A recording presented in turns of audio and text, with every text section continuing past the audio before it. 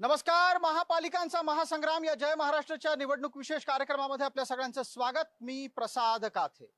आपण या क्षणाला पोहोचलेलो आहोत वसई विरार महानगरपालिकेच्या निवडणुकीच्या निमित्तानं इथल्या विषयाची चर्चा करण्यासाठी, इथल्या राजकारणाची चर्चा करण्यासाठी आणि त्याचबरोबर इथल्या मुद्द्यांना लोक कितपत ऐकतात, लोकांना कोणते मुद्दे हवेत याच्या बाबतीत जाणून घेण्यासाठी. आपल्या सोबत विविध मान्यवर तर आहेतच, पण त्याचबरोबर मोठ्या संख्येनं वसई विरारचे सगळे मतदारही इथे मोठ्या संख्येने उपस्थित आहेत. महासंग्राम महापालिकेचा या कार्यक्रमाच्या अंतर्गत वसई विरारमध्ये जेव्हा आपण पोहोचतो त्यावेळेला इथे चर्चेचे विविध मुद्दे तर असतातच, पण जो विषय सध्याच्या घडीला महाराष्ट्राच्या राजकारणामध्ये अनेक ठिकाणी आणि अनेक बाबतीत चर्चेला घेतला जातोय तो वसई विरारच्या बाबतीत थोडासा वेगळा आहे. वसई विरारमध्ये चक्क ठाकरे बंधू एकत्र नाहीयेत, ते एकमेकाच्या विरोधात लढतायत आणि याच निमित्तानं वसई विरारची एक महानगरपालिकेतली वेगळी ओळख, वेगळ्या पद्धतीची लढाई म्हणून या निवडणुकीकडे पाहिलं जात आहे.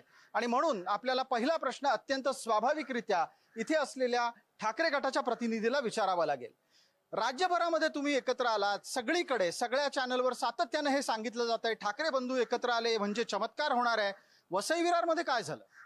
वसई विरारमध्ये बहुजनचे लोकनेते आमदार हितेंद्र ठाकूर यांनी सर्व पक्षांना एकत्र करण्याचा प्रयत्न केला आणि ह्या गोंधळामध्ये आम्ही आमच्या ठाम भूमिका होती की आम्हाला प्रत्येक प्रभागामध्ये एक सीट पाहिजे होती. ती न देता अवघ्या 11 सीट देतो म्हणून सांगितलं आणि त्यात मनसेला आणि काँग्रेसला तुम्ही ॲडजस्ट करा असं सांगितलं आणि शिवाय चिन्ह सिटीच घ्यावी लागेल अशा प्रकारचा हट्ट धरल्यामुळे आम्ही तिथे युती तोडली, परंतु मनसेने युती ठेवली.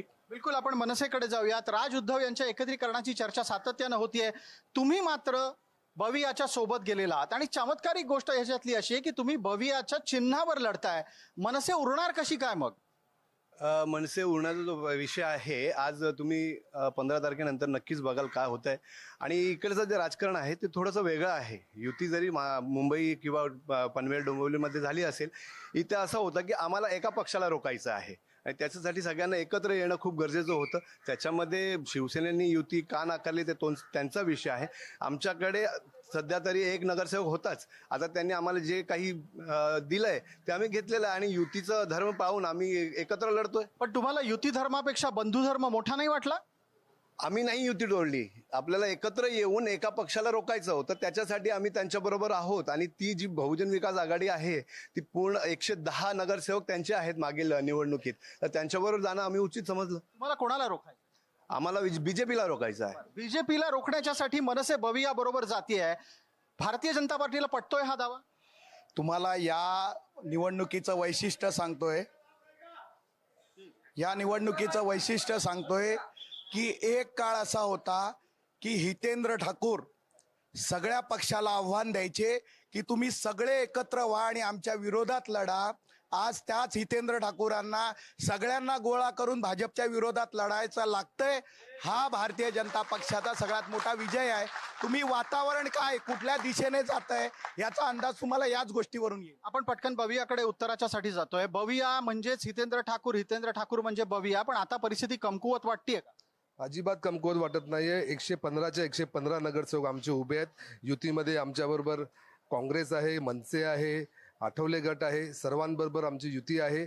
आणि या स्थानिक निवडणुकांमध्ये स्थानिक उमेदवार आम्ही सर्वांनी दिलेले आहेत आणि जनतेचा आमचा विश्वास आहे. गेली 35 वर्षे लोकनेते आमदार हितेंद्र ठाकूरवर जनतेचा विश्वास आहे आणि तोच विश्वास आज जनता दाखवणार आहे. पण मग उद्धव ठाकरेंच्या पक्षाला सोबत घ्यायला काय अडचण?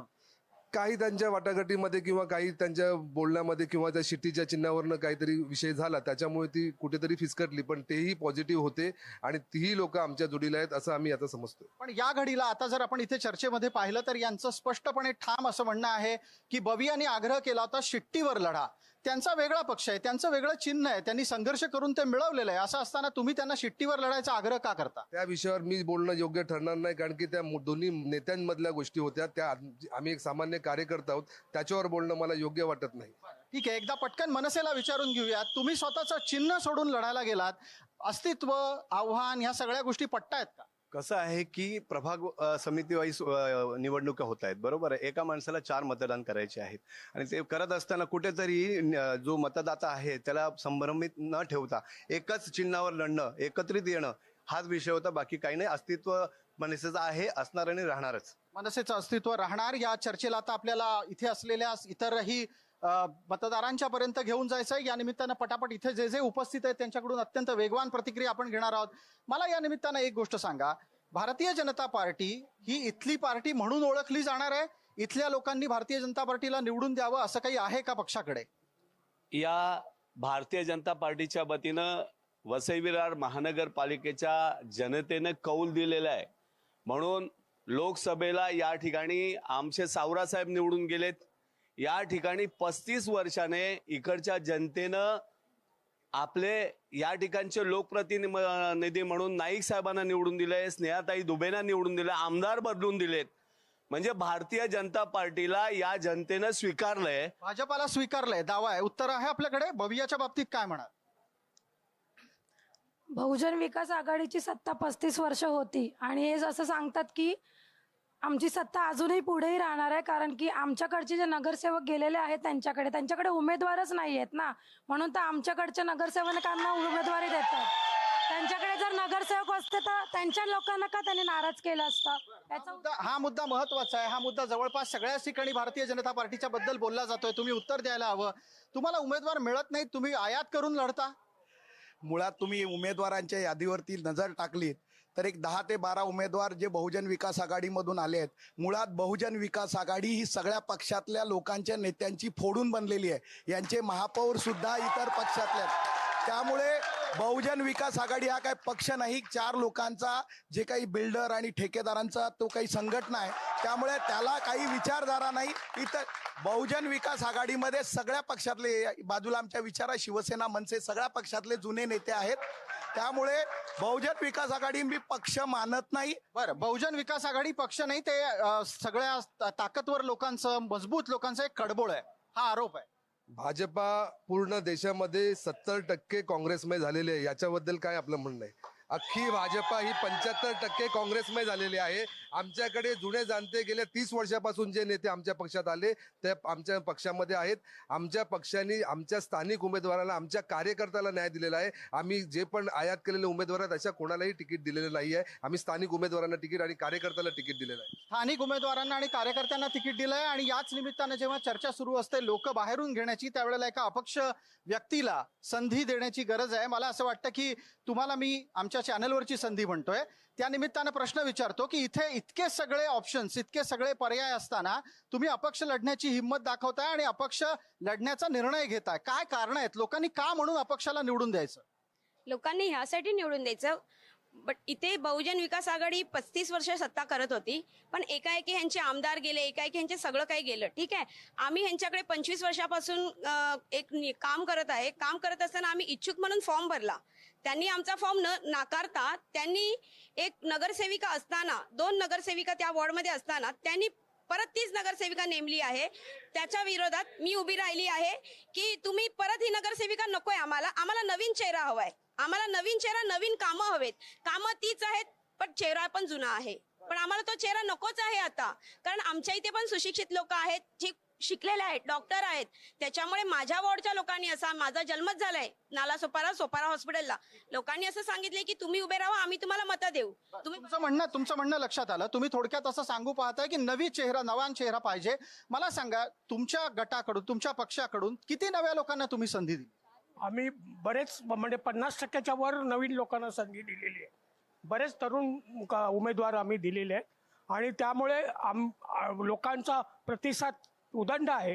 सगळे कार्यकर्ते आमचे ग्रासरूटवर रक्तदान शिबिरं म्हणा, श्रमदान शिबिरं म्हणा, अभ्यासिका म्हणा, शैक्षणिक उपक्रम म्हणा, महिला आघाडीमध्ये पाककला स्पर्धा, महिलांचे अशा माध्यमातून आमचे काम कार्यकर्ते.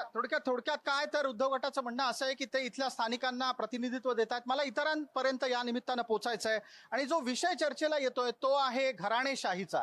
या घराणेशाहीच्या निमित्तानं आधी एक भूमिका आपल्याकडून स्पष्ट करून घेतो, ती म्हणजे अशी की लोकांना एकाच घरातला उमेदवार पुढे पुढे आलेला सातत्यानं चालतो का लोकांना नवीन चेहरा हवा असतो?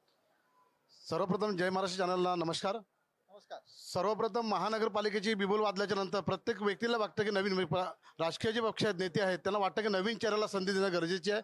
आणि मला वाटतंय ते शिवसेना उद्धव बाळासाहेब ठाकरे पक्षाने जवळजवळ 90 कॅन्डिडेट आपले उभे करून खऱ्या अर्थाने तरुणांसमोर, युवकांसमोर महानगरपालिकेमध्ये सुशिक्षित चेहरे दिलेत. लिगल ॲडव्होकेटच्या माध्यमातून चांगले चेहरे दिलेत. कोणताही चेहरा हा इंडिव्हिज्युअल असो किंवा कोणी असो, तो स्वतःपेक्षा पहिला पक्ष प्रेझेंट करतो.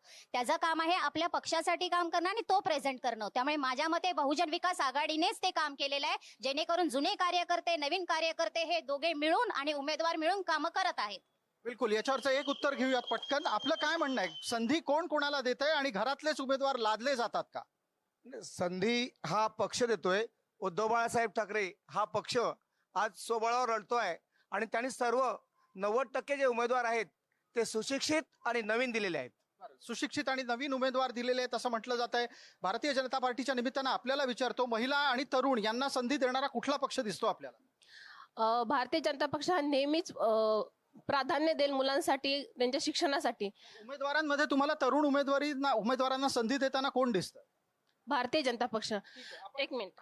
आपल्या वसई विरार महानगरपालिकेमध्ये सभापती म्हणून एक महिला होत्या, पण मला असं वाटत नाही की महिला म्हणून त्यांनी महिलांसाठी काय काम केलंय. मी पण एक महिला, अनेक समस्या आहेत महिलांच्या, महापौर होते, पण अनेक समस्या आहेत, पण मला नाही वाटत त्यांनी काही सोडवण्याचा प्रयत्न केलाय. बिलकुल, या निमित्तानं चर्चेला पुढे नेतोय आणि त्या बहुजन विकास आघाडीकडे जाऊयात. विषय घराणेशाहीचा सुरू झालेला आहे.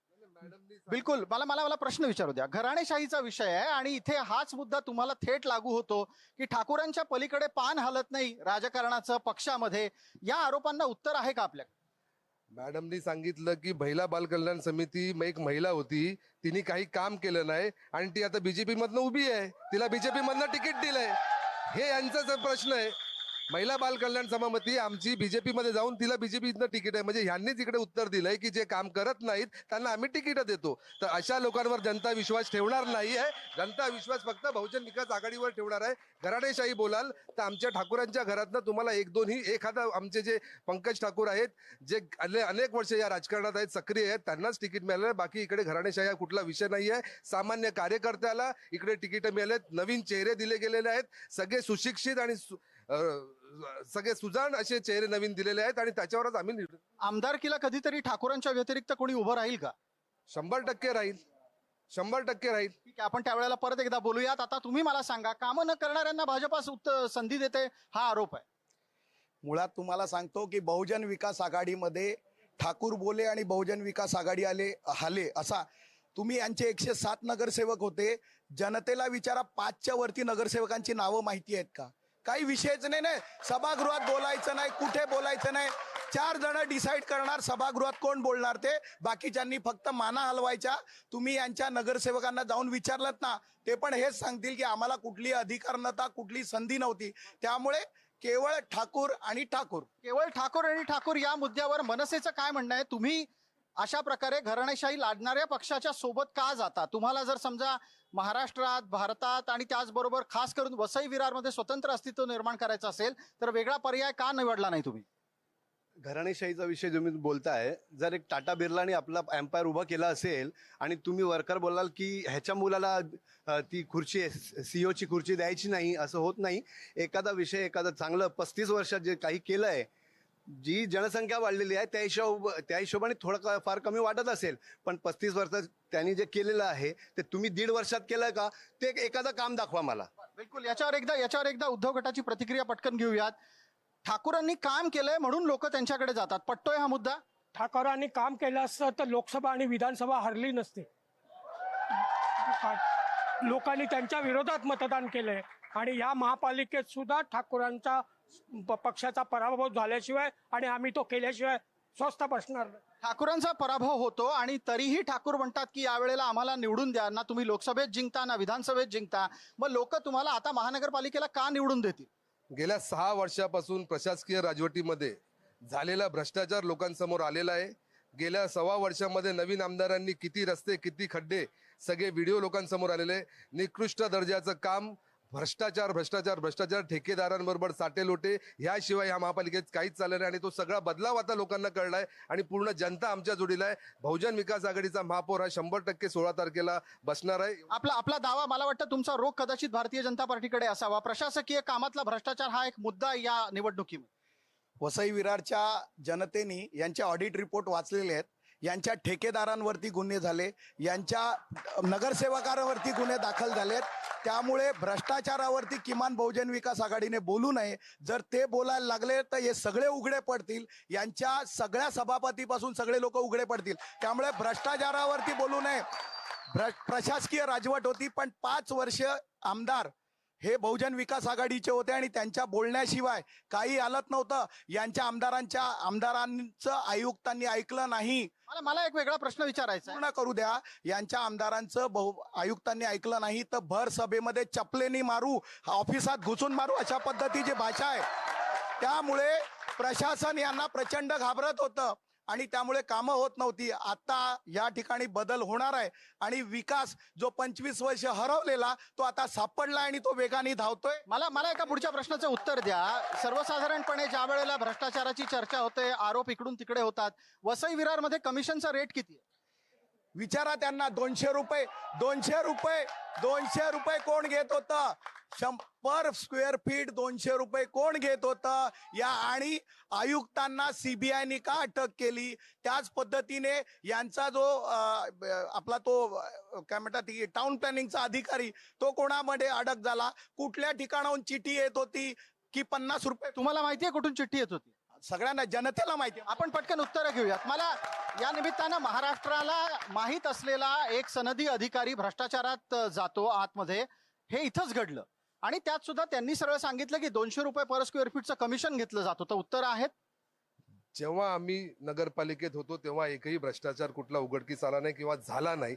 गेल्या 6 वर्षांमध्ये राज्य सरकारच्या हातात जेव्हा महापालिका होती तेव्हा ही नामुष्की आहे की आपले ईडी मधून आपले कमिशनर, आपले टाउन प्लॅनर पकडले गेले. म्हणजे तो भ्रष्टाचार एवढा वाढला होता, कुठेतरी राज्य सरकारला पण त्याची जाग आली आणि तो भ्रष्टाचार स्वतः राज्य सरकारने या प्रशासकीय राजवटीतला भ्रष्टाचार निघून आलेला आहे. आणि जेव्हा काही केलं नाही, या शहराचा विकास, या तालुक्याचा विकास जो झाला त्यांना दिसत नाही. आणि कोणी काही चुकीची कामं केली की ते नावं फक्त खापर बहुजन विकास आघाडीवर फोडायचं, याशिवाय भारतीय जनता पार्टीने काही केलं नाही. यांचे उमेदवार, यांना वसई विधानसभा क्षेत्राचे जे काही उमेदवार आहेत ते इकडे येऊन आयात केलेले सगळे उमेदवार आमच्या नालासोपाराला दिलेले आहेत. जनता अशा सर्व उमेदवारांना त्यांची जागा एक 30 सेकंदात उत्तर द्या मला. आता पुढे लोकांपर्यंत काय झालंय की कदाचित 5 वर्षामध्ये यांची विस्मृती गेली असेल. हे सभापती असताना आम्ही 122 कोटीचा घोटाळा ठेकेदारांचा नोंदवलेला आहे. 32 बिल्डरांवरती FIR झालेत. सभापती होते ते, त्यामुळे ते विसरलेत. यांच्याच काळामध्ये आम्ही गुन्हे दाखल केलेले आहेत. त्यामुळे भ्रष्टाचार यांच्या काळात उघड झालेला आहे. भ्रष्टाचार कोणाच्या काळात उघड झाला, भ्रष्टाचार कुणी केला, हे सगळे मुद्दे आहेत. आणि निवडणुकीच्या निमित्तानं मला अगदी शेवटपर्यंत पोहोचायचंय. विषय हा आहे की लोकांना खरोखरच भ्रष्टाचार हा मुद्दा वाटतो का? आपण प्रतिक्रिया द्याल का यावर? जर समजा मतदार म्हणून तुमच्या समोर भ्रष्टाचाराचा मुद्दा कोणी घेऊन आला तर तुम्ही भ्रष्टाचारावर विचार करून मतदान कराल का तुमच्यासाठी भावनिक मुद्दा महत्वाचा असेल? भ्रष्टाचाराचा असेल. काय, कुठला भ्रष्टाचार तुम्हाला पसंत नसतो? सगळ्याच दृष्टिकोनातून सर. सगळ्याच दृष्टिकोनातून होणारा भ्रष्टाचार पसंत नसतो. आपली प्रतिक्रिया काय असते? एक महिला म्हणून तुम्हाला या राजकीय पातळीवरच्या भ्रष्टाचाराचा त्रास स्वतःला होतो? ऑफकोर्स होतोय, कारण विकासाच्या नावावर जे लोकांना म्हणजे असं भ्रमित केलं जातं त्याचं खरंच दुःखही वाटतो. आणि जर जे बोलतात आम्ही परिवर्तन घडवणार, 1 वर्ष झालं त्यांचं परिवर्तन दिसतच नाहीये. मला असं वाटतं तो विकास कुठे चुकीच्या मार्गाने जातो. म्हणजे जसं मुलांना कसं व्यसन मुक्ती लागते, नशा लागतो, तसा असं लोकांना भ्रमित झालेलं. पण येणाऱ्या काळात बहुजन जी आहे, बहुजन विकास आघाडी हीच येणार आहे. बहुजन विकास आघाडी जिंकेल हा दावा इथे केला जातोय. मला पटकन विचारायचंय, आपल्यापर्यंत येतो. फक्त भ्रष्टाचार आणि एकामेकावरचे आरोप झालेले आहेत. जनतेसाठी काय करणार आहात? जनतेच्या विकासाचं काय चालणार आहे? घराणेशाही झाली, सगळं झालं. 41 इमारतीतले लोकांच्या अश्रू पुसू शकले नाहीत. 41 इमारतीच्या लोकांना आसरा देऊ शकले नाहीत. ते लोक इथे काय विकास करणार? या मुद्द्यावर चर्चा करू. कारण काय आहे, मुंबई पुणे सारखी मोठी महानगर आहेत. या मोठ्या महानगरांच्याच मध्ये असलेली अनधिकृत बांधकामं हा एक कळीचा मुद्दा ठरत असतो. आणि या निमित्तानं आपल्याला आधी मनसेला संधी द्यायला हवी, कारण तुम्ही सातत्यानं लोंढे आवरा म्हणता. पण इथली परिस्थिती काय आहे? इथे मोठ्या संख्येनं बाहेरून माणसं येतात, ती वसवली जातात, चाळी बांधल्या जातात, त्यांना मतदार केलं जातं आणि नंतर तेच अंगलट येतं. आज इकडे जो पक्ष वाढलाय ना, जे बोलतात आम्ही हरवलंय जिंकलंय, तर त्याचाच परिणाम आहे. नाही, बाहेरून आलेल्यांमुळे कोण वाढलंय? बाहेरून आलेलेच वाढलेले आहेत. परप्रांतीय ज्यांना बोललं जातंय तीच लोक वाढलेली आहेत. त्यांची शंका मतदार म्हणून हे बनवतात आणि त्यानंतर सत्ता हाती घेतात. आणि तुम्ही जे भ्रष्टाचाराचा विषय आता केलेला आहे, तर माझ्याकडे इतका मोठा विषय आहे भ्रष्टाचाराचा. तो खेळण्याचा जो मैदान आहे तिथे बांधकाम सुरू आहे, त्याच्यावर मी सातत्याने काम करतो 5 वर्ष, पण त्याचं उत्तर मी आमदारांना पत्र देऊनही आजपर्यंत उत्तर आलेलं नाहीये. आणि जी आता महिला आपली म्हणाली की 41 बिल्डिंग लोकांना तुम्ही जाऊन तिथे बोललात की तुटणार नाही, ते तुटलेलं आहे, त्याचं त्यांनी उत्तर द्यावं पहिल्यांदा. त्यांचं काय केलंय ते. बिलकुल, हे उत्तर तुम्हाला कुठल्या पक्षाकडून? आता जे सत्ताधारी आहेत, जे आमदार आहेत, त्यांनी तिथे जाऊन बोललेलं की आम्ही आहोत. बिलकुल बिलकुल, याची उत्तर आपण घेऊयात. मी तुमच्याकडे या प्रश्नासाठी येईनच, पण मला एकदा आधी बवियाला विचारायचं आहे. इथे मोठ्या संख्येनं बाहेरची लोक येऊन वसवली गेली आणि त्यांना मतदार केलं गेलं, इथली परिस्थिती बदलली, मतदार यादी बदलली. हे सगळं बवियाने स्वतःच्या स्वार्थासाठी केलं, हा आरोप सातत्यानं होतो. अजिबात नाही. आपल्या या तालुक्यामध्ये कुठल्याही जाती धर्माचे लोक आले त्या सर्वांना न्याय देण्याचं काम. आणि ह्या शहरामध्ये इतके लोक वाढण्याचं कारणच एकमेव की कमी पैशामध्ये चांगल्या सुविधा मिळत असल्यामुळे लोक आपल्या शहरामध्ये येत आहेत. आणि ती सर्व लोक आपल्या बहुजन विकास आघाडी पक्षाशी एकदम काटेकोरपणे, एकदम ते प्रामाणिकपणे त्यांची कामं. मग इथे अनधिकृत बांधकामं करतं कोण आणि करू का दिलं जातं? तुम्ही 35 वर्ष सत्ता सांभाळली. गेल्या 6 वर्षामध्ये प्रशासकीय राजवटीमध्ये ही बांधकामं किती वाढली, त्याच्यावर या राज्य सरकारने, इकडच्या आमदारांनी गेल्या वर्षभरामध्ये काय निर्णय घेतले, त्याच्यावर यांनी बोलावं. बिलकुल, याचं उत्तर घेऊयात. इथल्या अनधिकृत बांधकामांचा प्रश्न काही लहान नाही. अनेकांना आपलं आयुष्यभराचं जे काही कमवलेलं धन आहे ते घालून घर घेता येतं. ते घर घेतल्यानंतर एका दिवशी कळतं की ते अनधिकृत आहे, ते तोडलं जातं, लोकांच्या घराची डोक्यावरची छपरं जातात. तुम्ही सत्तेत आता गल्लीपासून दिल्लीपर्यंतच्या स्थितीत आहात. लोकांसाठी म्हणून हा मुद्दा महत्वाचा आहे, तुमच्यासाठी आहे की नाही? याच विषयावरती मला थोडंसं विस्ताराने बोलू द्या. राजन नाईक आमदार झाल्यानंतर या ठिकाणी जो विषय आहे अनधिकृत बांधकामांचा, त्या अनधिकृत बांधकामांच्या लोकांना ओसी देता येत नाही, परंतु बिल्डिंग पडल्यानंतर त्या लोकांचे हक्क जातात.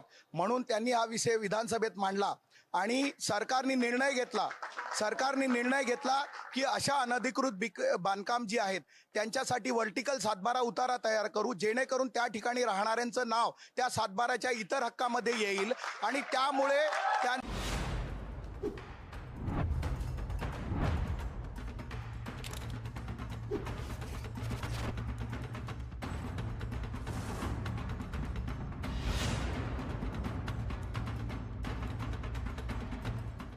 नमस्कार, महापालिकांचा महासंग्राम या जय महाराष्ट्राच्या निवडणूक विशेष कार्यक्रमामध्ये आपल्या सगळ्यांचं स्वागत. मी प्रसाद काथे. आपण या क्षणाला पोहोचलेलो आहोत वसई विरार महानगरपालिकेच्या निवडणुकीच्या निमित्तानं इथल्या विषयाची चर्चा करण्यासाठी, इथल्या राजकारणाची चर्चा करण्यासाठी आणि त्याचबरोबर इथल्या मुद्द्यांना लोक कितपत ऐकतात, लोकांना कोणते मुद्दे हवेत याच्या बाबतीत जाणून घेण्यासाठी. आपल्या सोबत विविध मान्यवर तर आहेतच, पण त्याचबरोबर मोठ्या संख्येनं वसई विरारचे सगळे मतदारही इथे मोठ्या संख्येनं उपस्थित आहेत. महासंग्राम महापालिकेचा या कार्यक्रमाच्या अंतर्गत वसई विरारमध्ये जेव्हा आपण पोहोचतो त्यावेळेला इथे चर्चेचे विविध मुद्दे तर असतातच, पण जो विषय सध्याच्या घडीला महाराष्ट्राच्या राजकारणामध्ये अनेक ठिकाणी आणि अनेक बाबतीत चर्चेला घेतला जातोय तो वसई विरारच्या बाबतीत थोडासा वेगळा आहे. वसई विरारमध्ये चक्क ठाकरे बंधू एकत्र नाहीयेत, ते एकमेकाच्या विरोधात लढतायत. आणि याच निमित्तानं वसई विरारची एक महानगरपालिकेतली वेगळी ओळख, वेगळ्या पद्धतीची लढाई म्हणून या निवडणुकीकडे पाहिलं जात आहे. आणि म्हणून आपल्याला पहिला प्रश्न अत्यंत स्वाभाविकरित्या इथे असलेल्या ठाकरे गटाच्या प्रतिनिधीला विचारावा लागेल. राज्यभरामध्ये तुम्ही एकत्र आलात, सगळीकडे सगळ्या चॅनलवर सातत्यानं हे सांगितलं जात आहे ठाकरे बंधू एकत्र आले म्हणजे चमत्कार होणार आहे. वसई विरारमध्ये काय झालं? वसई विरारमध्ये बहुजनचे लोकनेते आमदार हितेंद्र ठाकूर यांनी सर्व पक्षांना एकत्र करण्याचा प्रयत्न केला आणि ह्या गोंधळामध्ये आमचा ठाम भूमिका होती की आम्हाला प्रत्येक प्रभागामध्ये 1 सीट पाहिजे होती. ती न देता अवघ्या 11 सीट देतो म्हणून सांगितलं आणि त्यात मनसेला आणि काँग्रेसला तुम्ही ॲडजस्ट करा असं सांगितलं. आणि शिवाय चिन्ह सिटीच घ्यावी लागेल अशा प्रकारचा हट्ट धरल्यामुळे आम्ही तिथे युती तोडली, परंतु मनसेने युती ठेवली. बिलकुल, आपण मनसेकडे जाऊयात. राज उद्धव यांच्या एकत्रीकरणाची चर्चा सातत्यानं होतीये. तुम्ही मात्र बवियाच्या सोबत गेलेला आहात आणि चमत्कारिक गोष्ट ह्याच्यातली अशी आहे की तुम्ही बवियाच्या चिन्हावर लढताय. मनसे उरणार कशी काय मग? मनसे उडण्याचा जो विषय आहे आज तुम्ही 15 तारखेनंतर नक्कीच बघाल काय होत आहे. आणि इकडचं जे राजकारण आहे ते थोडंसं वेगळं आहे. युती जरी मुंबई किंवा पनवेल डोंबिवलीमध्ये झाली असेल, इथं असं होतं की आम्हाला एका पक्षाला रोखायचं आहे आणि त्याच्यासाठी सगळ्यांना एकत्र येणं खूप गरजेचं होतं. त्याच्यामध्ये शिवसेनेनी युती का नाकारली ते त्यांचा विषय आहे. आमच्याकडे सध्या तरी एक नगरसेवक होताच. आता त्यांनी आम्हाला जे काही दिलंय ते आम्ही घेतलेलं आहे आणि युतीचं धर्म पाहून आम्ही एकत्र लढतोय. पण तुम्हाला युती धर्मापेक्षा बंधू धर्म मोठा नाही वाटला? आम्ही नाही युती तोडली. आपल्याला एकत्र येऊन एका पक्षाला रोखायचं होतं. त्याच्यासाठी आम्ही त्यांच्याबरोबर आहोत आणि ती जी बहुजन विकास आघाडी आहे ती पूर्ण 110 नगरसेवक त्यांचे आहेत मागील निवडणुकीत. तर त्यांच्याबरोबर जाणं आम्ही उचित समजलं. तुम्हाला कोणाला रोखायचं? आम्हाला बीजेपीला रोखायचं आहे. बीजेपीला रोखण्याच्यासाठी मनसे बविया बरोबर जातीय. भारतीय जनता पार्टीला पटतोय हा दावा? तुम्हाला या निवडणुकीचं वैशिष्ट्य सांगतोय, की एक काळ असा होता की हितेंद्र ठाकूर सगळ्या पक्षाला आव्हान द्यायचे की तुम्ही सगळे एकत्र व्हा आणि आमच्या विरोधात लढा. आज त्याच हितेंद्र ठाकूरांना सगळ्यांना गोळा करून भाजपच्या विरोधात लढायचं लागतंय. हा भारतीय जनता पक्षाचा सगळ्यात मोठा विजय आहे. तुम्ही वातावरण काय कुठल्या दिशेने जात आहे याचा अंदाज तुम्हाला याच गोष्टीवरून येईल. आपण पटकन बवियाकडे उत्तराच्या साठी जातोय. बविया म्हणजेच हितेंद्र ठाकूर, हितेंद्र ठाकूर म्हणजे बविया. पण आता परिस्थिती कमकुवत वाटतेय का? अजिबात कमकुवत वाटत नाहीये. 115च्या 115 नगरसेवक आमचे उभे आहेत. युतीमध्ये आमच्याबरोबर काँग्रेस आहे, मनसे आहे, आठवले गट आहे, सर्वांबरोबर आमची युती आहे. आणि या स्थानिक निवडणुकांमध्ये स्थानिक उमेदवार आम्ही सर्वांनी दिलेले आहेत आणि जनतेचा आमच्यावर विश्वास आहे. गेली 35 वर्षे लोकनेते आमदार हितेंद्र ठाकूरवर जनतेचा विश्वास आहे आणि तोच विश्वास आज जनता दाखवणार आहे. पण मग उद्धव ठाकरेंच्या पक्षाला सोबत घ्यायला काय अडचण? काही त्यांच्या वाटाघाटीमध्ये किंवा काही त्यांच्या बोलण्यामध्ये किंवा त्या शिट्टीच्या चिन्हावरनं काहीतरी विषय झाला त्याच्यामुळे ती कुठेतरी फिसकटली. पण तेही पॉझिटिव्ह होते आणि तीही लोक आमच्या जोडीला आहेत असं आम्ही आता समजतो. पण या घडीला आता जर आपण इथे चर्चेमध्ये पाहिलं तर यांचं स्पष्टपणे ठाम असं म्हणणं आहे की बवियांनी आग्रह केला होता शिट्टीवर लढा. त्यांचा वेगळा पक्ष आहे, त्यांचं वेगळं चिन्ह आहे, त्यांनी संघर्ष करून ते मिळवलेलं आहे. असं असताना तुम्ही त्यांना शिट्टीवर लढायचा आग्रह का करता? त्या विषयावर मी बोलणं योग्य ठरणार नाही, कारण की त्या दोन्ही नेत्यांमधल्या गोष्टी होत्या. त्या आम्ही एक सामान्य कार्यकर्ता आहोत, त्याच्यावर बोलणं मला योग्य वाटत नाही. ठीक आहे, एकदा पटकन मनसेला विचारून घेऊयात. तुम्ही स्वतःचं चिन्ह सोडून लढायला गेलात. अस्तित्व, आव्हान ह्या सगळ्या गोष्टी पटतायत का? कसं आहे की प्रभाग समिती वाईज निवडणुका होत आहेत, बरोबर आहे. एका माणसाला 4 मतदान करायचे आहेत आणि ते करत असताना कुठेतरी जो मतदाता आहे त्याला संभ्रमित न ठेवता एकच चिन्हावर लढणं, एकत्रित येणं हाच विषय होता. बाकी काही नाही. अस्तित्व मनसेचं आहे, असणार आणि राहणारच. मनसेचं अस्तित्व राहणार. या चर्चेला आता आपल्याला इथे असलेल्या इतरही मतदारांच्या पर्यंत घेऊन जायचंय. या निमित्तानं पटापट इथे जे जे उपस्थित आहेत त्यांच्याकडून अत्यंत वेगवान प्रतिक्रिया आपण घेणार आहोत. मला या निमित्तानं एक गोष्ट सांगा, भारतीय जनता पार्टी ही इथली पार्टी म्हणून ओळखली जाणार आहे? इथल्या लोकांनी भारतीय जनता पार्टीला निवडून द्यावं असं काही आहे का पक्षाकडे? या भारतीय जनता पार्टीच्या वतीनं वसई विरार महानगरपालिकेच्या जनतेनं कौल दिलेला आहे. म्हणून लोकसभेला या ठिकाणी आमचे सावरासाहेब निवडून गेलेत.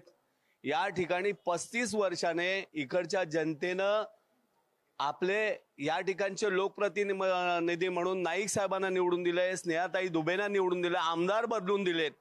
म्हणजे भारतीय जनता पार्टीला या जनतेनं स्वीकारलंय, भाजपाला स्वीकारलंय. दावा आहे, उत्तर आहे आपल्याकडे. बवियाच्या बाबतीत काय म्हणाल? बहुजन विकास आघाडीची सत्ता 35 वर्ष होती आणि हे असं सांगतात की आमची सत्ता अजूनही पुढेही राहणार आहे, कारण की आमच्याकडचे जे नगरसेवक गेलेले आहेत त्यांच्याकडे उमेदवारच नाही आहेत ना, म्हणून तर आमच्याकडच्या नगरसेवकांना उमेदवारी देतात. त्यांच्याकडे जर नगरसेवक असते तर त्यांच्या लोकांना का त्यांनी नाराज केलं असतं? हा मुद्दा महत्वाचा आहे. हा मुद्दा जवळपास सगळ्याच ठिकाणी भारतीय जनता पार्टीच्या बद्दल बोलला जातोय. तुम्ही उत्तर द्यायला हवं. तुम्हाला उमेदवार मिळत नाही, तुम्ही आयात करून लढता. मुळात तुम्ही उमेदवारांच्या यादीवरती नजर टाकलीत तर एक 10 ते 12 उमेदवार जे बहुजन विकास आघाडीमधून आले आहेत. मुळात बहुजन विकास आघाडी ही सगळ्या पक्षातल्या लोकांच्या नेत्यांची फोडून बनलेली आहे. यांचे महापौर सुद्धा इतर पक्षातले आहेत. त्यामुळे बहुजन विकास आघाडी हा काही पक्ष नाही, 4 लोकांचा जे काही बिल्डर आणि ठेकेदारांचा तो काही संघटना आहे. त्यामुळे त्याला काही विचारधारा नाही. इतर बहुजन विकास आघाडीमध्ये सगळ्या पक्षातले, बाजूला आमच्या विचारा शिवसेना, मनसे सगळ्या पक्षातले जुने नेते आहेत.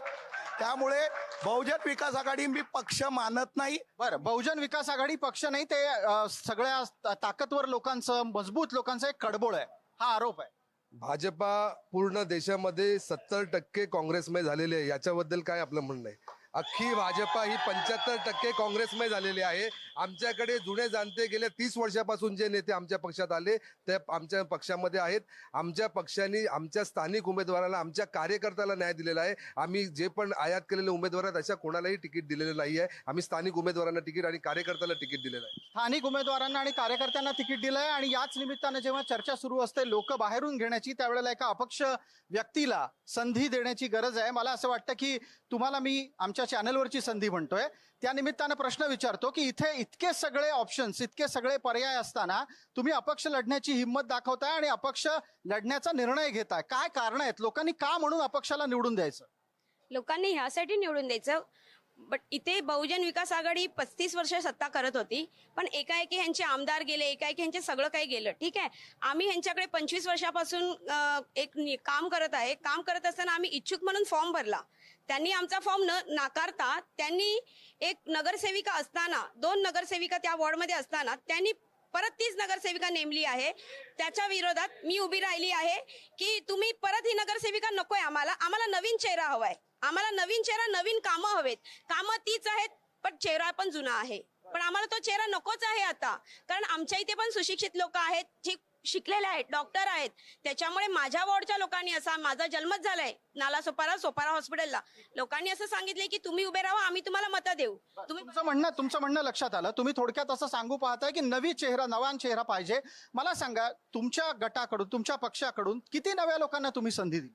आम्ही बरेच, म्हणजे 50%च्या वर नवीन लोकांना संधी दिलेली आहे.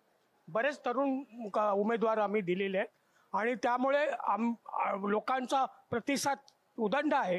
सगळे कार्यकर्ते आमचे ग्रासरूटवर रक्तदान शिबिरं म्हणा, श्रमदान शिबिरं म्हणा, अभ्यासिका म्हणा, शैक्षणिक उपक्रम म्हणा, महिला आघाडीमध्ये पाककला स्पर्धा, महिलांचे अशा माध्यमातून आमचे काम कार्यकर्ते. थोडक्यात काय तर उद्धव गटाचं म्हणणं असं आहे की ते इथल्या स्थानिकांना प्रतिनिधित्व देत आहेत. मला इतरांपर्यंत या निमित्तानं पोचायचं आहे आणि जो विषय चर्चेला येतोय तो आहे घराणेशाहीचा. या घराणेशाहीच्या निमित्तानं आधी एक भूमिका आपल्याकडून स्पष्ट करून घेतो, ती म्हणजे अशी की लोकांना एकाच घरातला उमेदवार पुढे पुढे आलेला सातत्यानं चालतो का लोकांना नवीन चेहरा हवा असतो? सर्वप्रथम जय महाराष्ट्र चॅनलला नमस्कार. सर्वप्रथम महानगरपालिकेची बिबुल वाजल्याच्या नंतर प्रत्येक व्यक्तीला वाटतं की नवीन राजकीय जे पक्ष नेते आहेत त्यांना वाटतं की नवीन चेहऱ्याला संधी देणं गरजेची आहे. आणि मला वाटतंय ते शिवसेना उद्धव बाळासाहेब ठाकरे पक्षाने जवळजवळ 90 कॅन्डिडेट आपले उभे करून खऱ्या अर्थाने तरुणांसमोर, युवकांसमोर महानगरपालिकेमध्ये सुशिक्षित चेहरे दिलेत, लिगल ॲडव्होकेटच्या माध्यमातून चांगले चेहरे दिलेत. कोणताही चेहरा हा इंडिव्हिज्युअल असो किंवा कोणी असो, तो स्वतःपेक्षा पहिला पक्ष प्रेझेंट करतो. त्याचं काम आहे आपल्या पक्षासाठी काम करणं आणि तो प्रेझेंट करणं. त्यामुळे माझ्या मते बहुजन विकास आघाडीनेच ते काम केलेलं आहे, जेणेकरून जुने कार्यकर्ते, नवीन कार्यकर्ते हे दोघे मिळून आणि उमेदवार मिळून कामं करत आहेत. बिलकुल, याच्यावरचं एक उत्तर घेऊयात पटकन. आपलं काय म्हणणं आहे? संधी कोण कोणाला देत आहे आणि घरातलेच उमेदवार लादले जातात का? संधी हा पक्ष देतोय. उद्धव बाळासाहेब ठाकरे हा पक्ष आज स्वबळावर लढतोय आणि त्यांनी सर्व 90% जे उमेदवार आहेत ते सुशिक्षित आणि नवीन दिलेले आहेत. सुशिक्षित आणि नवीन उमेदवार दिलेले आहेत असं म्हटलं जात आहे. भारतीय जनता पार्टीच्या निमित्तानं आपल्याला विचारतो, महिला आणि तरुण यांना संधी देणारा कुठला पक्ष दिसतो आपल्याला? भारतीय जनता पक्ष हा नेहमीच प्राधान्य देईल मुलांसाठी, त्यांच्या शिक्षणासाठी. उमेदवारांमध्ये तुम्हाला तरुण उमेदवारांना संधी देताना कोण दिसतं? भारतीय जनता पक्ष. एक मिनिट. आपल्या वसई विरार महानगरपालिकेमध्ये सभापती म्हणून एक महिला होत्या, पण मला असं वाटत नाही की महिला म्हणून त्यांनी महिलांसाठी काय काम केलंय. मी पण एक महिला, अनेक समस्या आहेत महिलांच्या, महापौर होते, पण अनेक समस्या आहेत, पण मला नाही वाटत त्यांनी काही सोडवण्याचा प्रयत्न केलाय. बिलकुल, या निमित्तानं चर्चेला पुढे नेतोय आणि त्या बहुजन विकास आघाडीकडे जाऊयात. विषय घराणेशाहीचा सुरू झालेला आहे. बिलकुल, मला प्रश्न विचारू द्या. घराणेशाहीचा विषय आहे आणि इथे हाच मुद्दा तुम्हाला थेट लागू होतो की ठाकूरांच्या पलीकडे पान हलत नाही राजकारणाचं पक्षामध्ये. या आरोपांना उत्तर आहे का आपल्याकडे? मॅडमनी सांगितलं की महिला बाल कल्याण समिती एक महिला होती, तिने काही काम केलं नाही आणि ती आता बीजेपी मधनं उभी आहे, तिला बीजेपी मधनं तिकीट दिलंय. हे यांचाच प्रश्न आहे. महिला बाल कल्याण सभापती आमची बीजेपी मध्ये जाऊन तिला बीजेपीनं तिकीट आहे, म्हणजे ह्यांनीच इकडे उत्तर दिलंय की जे काम करत नाहीत त्यांना आम्ही तिकीट देतो. तर अशा लोकांवर जनता विश्वास ठेवणार नाही आहे. जनता विश्वास फक्त बहुजन विकास आघाडीवर ठेवणार आहे. घराणेशाही बोलाल तर आमच्या ठाकूरांच्या घरातनं तुम्हाला एक दोन ही एखादा आमचे जे पंकज ठाकूर आहेत जे अनेक वर्ष या राजकारणात आहेत, सक्रिय आहेत, त्यांनाच तिकीट मिळालं. बाकी इकडे घराणेशाही हा कुठला विषय नाही आहे. सामान्य कार्यकर्त्याला इकडे तिकीट मिळालेत, नवीन चेहरे दिले गेलेले आहेत, सगळे सुशिक्षित आणि सगळे सुजाण असे चेहरे नवीन दिलेले आहेत आणि त्याच्यावरच आम्ही आमदारकीला कधीतरी ठाकूरांच्या व्यतिरिक्त कोणी उभं राहील का? 100% राहील, 100% राहील. ठीक आहे, आपण त्यावेळेला परत एकदा बोलूयात. आता तुम्ही मला सांगा, कामं न करणाऱ्यांना भाजपा संधी देते हा आरोप आहे. मुळात तुम्हाला सांगतो की बहुजन विकास आघाडीमध्ये ठाकूर बोले आणि बहुजन विकास आघाडी हाले असा तुम्ही यांचे 107 नगरसेवक होते. जनतेला विचारा 5च्या वरती नगरसेवकांची नावं माहिती आहेत का? काही विषयच नाही. सभागृहात बोलायचं नाही, कुठे बोलायचं नाही. 4 जण डिसाईड करणार सभागृहात कोण बोलणार ते. बाकीच्यांनी फक्त माना हलवायच्या. तुम्ही यांच्या नगरसेवकांना जाऊन विचारलं ना, ते पण हेच सांगतील की आम्हाला कुठली अधिकार नव्हता, कुठली संधी नव्हती. त्यामुळे केवळ ठाकूर आणि ठाकूर या मुद्द्यावर मनसेचं काय म्हणणं आहे? तुम्ही अशा प्रकारे घराणेशाही लादणाऱ्या पक्षाच्या सोबत का जाता? तुम्हाला जर समजा महाराष्ट्रात, भारतात आणि त्याचबरोबर खास करून वसई विरारमध्ये स्वतंत्र अस्तित्व निर्माण करायचं असेल तर वेगळा पर्याय का निवडला नाही तुम्ही? घराणेशाहीचा विषय तुम्ही बोलताय, जर एक टाटा बिर्लाने आपला एम्पायर उभा केला असेल आणि तुम्ही वर्कर बोलाल की ह्याच्या मुलाला ती खुर्ची सीईओची खुर्ची द्यायची नाही, असं होत नाही. एखादा विषय एखादा चांगलं 35 वर्षात जे काही केलंय, जी जनसंख्या वाढलेली आहे त्या हिशोबाने थोडं फार कमी वाटत असेल, पण 35 वर्षात त्यांनी जे केलेलं आहे ते तुम्ही 1.5 वर्षात केलं का? ते एखादं काम दाखवा मला. बिलकुल. याच्यावर एकदा उद्धव गटाची प्रतिक्रिया पटकन घेऊयात. ठाकूरांनी काम केलंय म्हणून लोक त्यांच्याकडे जातात, पटतोय हा मुद्दा? ठाकूरांनी काम केलं असतं तर लोकसभा आणि विधानसभा हरली नसते. लोकांनी त्यांच्या विरोधात मतदान केलंय आणि या महापालिकेत सुद्धा ठाकूरांचा पक्षाचा पराभव झाल्याशिवाय आणि आम्ही तो केल्याशिवाय स्वस्थ बसणार नाही. ठाकूरांचा पराभव होतो आणि तरीही ठाकूर म्हणतात की यावेळेला आम्हाला निवडून द्या. ना तुम्ही लोकसभेत जिंकता ना विधानसभेत जिंकता, मग लोक तुम्हाला आता महानगरपालिकेला का निवडून देतील? गेल्या 6 वर्षापासून प्रशासकीय राजवटीमध्ये झालेला भ्रष्टाचार लोकांसमोर आलेला आहे. गेल्या 1.25 वर्षामध्ये नवीन आमदारांनी किती रस्ते, किती खड्डे, सगळे व्हिडिओ लोकांसमोर आलेले. निकृष्ट दर्जाचं काम, भ्रष्टाचार, ठेकेदारांबरोबर साटेलोटे, याशिवाय ह्या महापालिकेत काहीच चाललं नाही आणि तो सगळा बदलाव आता लोकांना कळलाय आणि पूर्ण जनता आमच्या जोडीला आहे. बहुजन विकास आघाडीचा महापौर हा 100% 16 तारखेला बसणार आहे. आपला दावा, मला वाटतं तुमचा रोख कदाचित भारतीय जनता पार्टीकडे असावा. प्रशासकीय कामातला भ्रष्टाचार हा एक मुद्दा या निवडणुकीमध्ये. वसई विरारच्या जनतेने यांचे ऑडिट रिपोर्ट वाचलेले आहेत. यांच्या ठेकेदारांवरती गुन्हे झाले, यांच्या नगरसेवकांवरती गुन्हे दाखल झालेत. त्यामुळे भ्रष्टाचारावरती किमान बहुजन विकास आघाडीने बोलू नये. जर ते बोलायला लागले तर हे सगळे उघडे पडतील. यांच्या सगळ्या सभापतीपासून सगळे लोक उघडे पडतील. त्यामुळे भ्रष्टाचारावरती बोलू नये.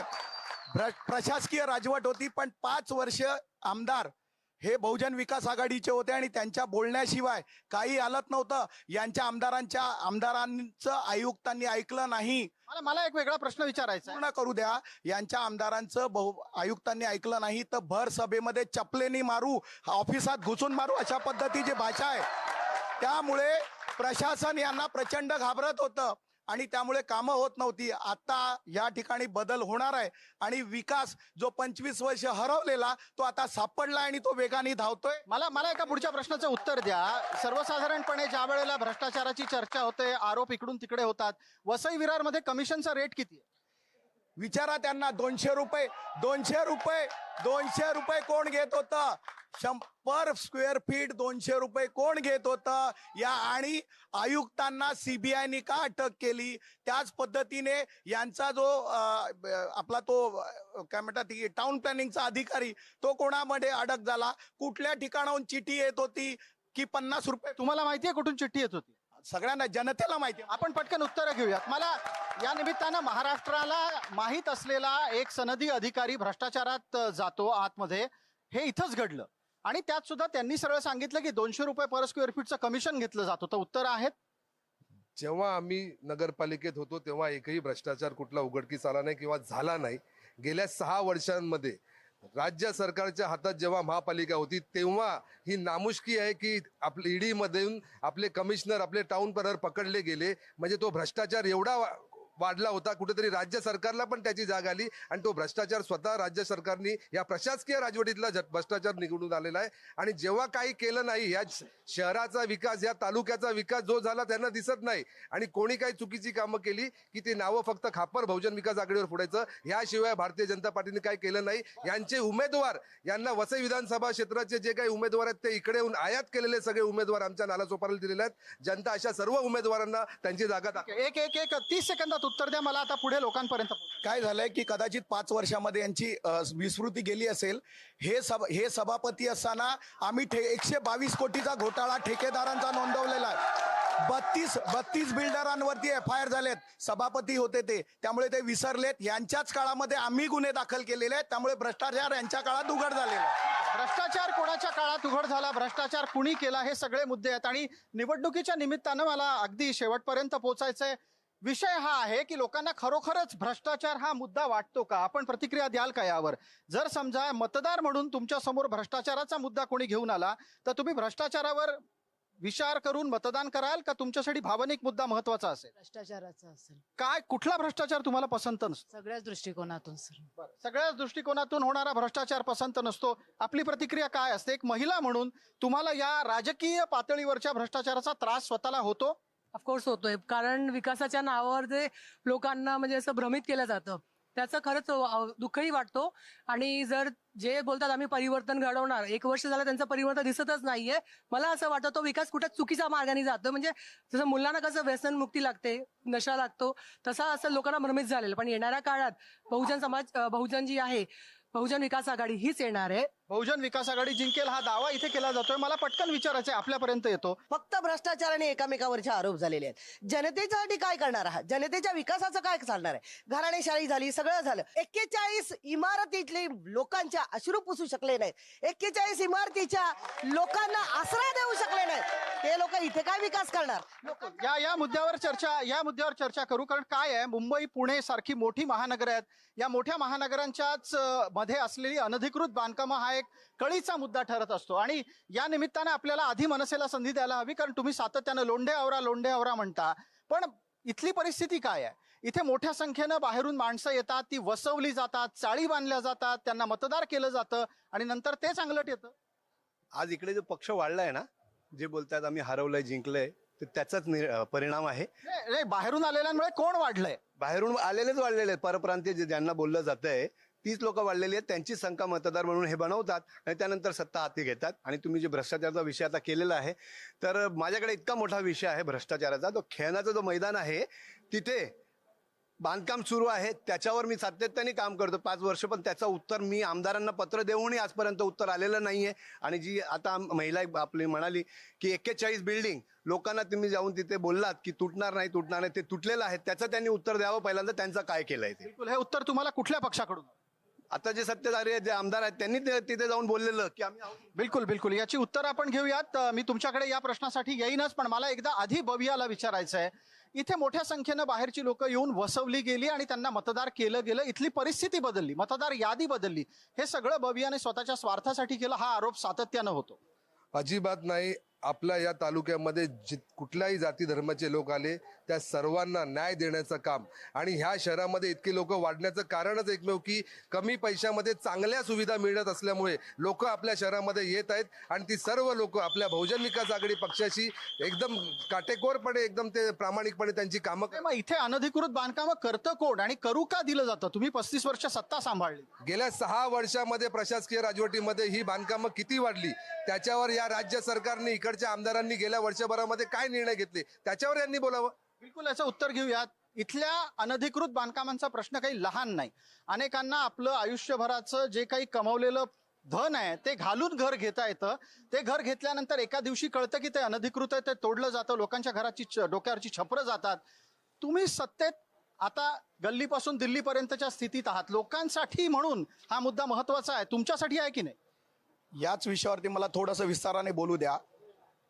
राजन नाईक आमदार झाल्यानंतर या ठिकाणी जो विषय आहे अनधिकृत बांधकामांचा, त्या अनधिकृत बांधकामांच्या लोकांना ओसी देता येत नाही, परंतु बिल्डिंग पडल्यानंतर त्या लोकांचे हक्क जातात.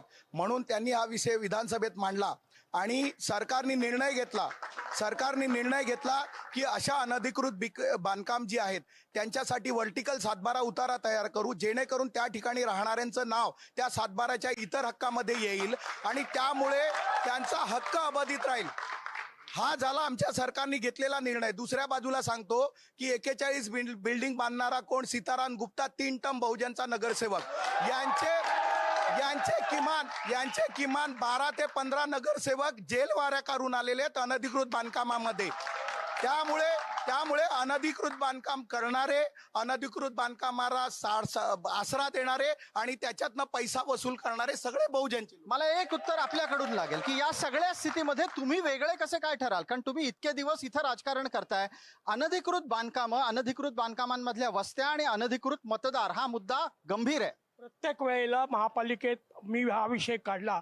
मी राजू पाटील यांना जेव्हा महापौर होते तेव्हा त्यांना म्हटलं, हितेंद्र ठाकूर आणि राजू पाटीलने मनात आणलं तर इल्लीगल बांधणारा बिल्डर पण बिल्डिंग बनवू शकत आहे.